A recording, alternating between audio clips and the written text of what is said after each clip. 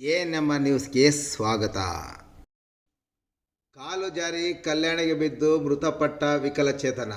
ಚಿಂತಾಮಣಿ ತಾಲೂಕಿನ ಗ್ರಾಮಾಂತರ ಪೊಲೀಸ್ ಠಾಣೆ ವ್ಯಾಪ್ತಿಯ ದೊಡ್ಡಗಂಜೂರು ಗ್ರಾಮದ ಕಲ್ಯಾಣಿಯಲ್ಲಿ ಕಾಲು ಜಾರು ಬಿದ್ದು ಹೋಗಿದ್ದ ವಿಕಲಚೇತನ 38 ವರ್ಷದ ಎಂಬಾತ ಮೃತಪಟ್ಟಿದ್ದಾನೆ.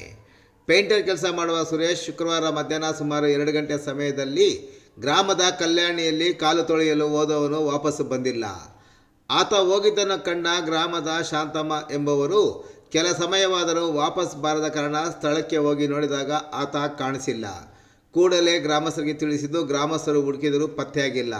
ಕೊನೆಗೂ ಪೊಲೀಸರಿಗೆ ಮಾಹಿತಿ ನೀಡಿದ್ದು ಪೊಲೀಸರು ಅಗ್ನಿಶಾಮಕ ದಳಕ್ಕೆ ಮಾಹಿತಿ ನೀಡಿದ್ದು ಸ್ಥಳಕ್ಕೆ ರಾತ್ರಿ ಬಂದ ಅಗ್ನಿಶಾಮಕ ದಳದ ಸಿಬ್ಬಂದಿಯಾದ R Manjunath, Lokesh, B Venkateshwarareddy, Nagarajachari, K V. Harish, Narayanaswamy ರವರ ತಂಡ ಸುಮಾರು 1 ಗಂಟೆ ಕಾಲ ಕಾರ್ಯಾಚರಣೆ ನಡೆಸಿ ಶವವನ್ನು ರಾತ್ರಿ ಮೇಲಕ್ಕೆತ್ತುವಲ್ಲಿ ಯಶಸ್ವಿಯಾಗಿದ್ದಾರೆ. ಗ್ರಾಮಾಂತರ ಠಾಣೆಯಲ್ಲಿ ಪ್ರಕರಣ ದಾಖಲಾಗಿ ತನಿಖೆ ಮುಂದುವರೆದಿದೆ.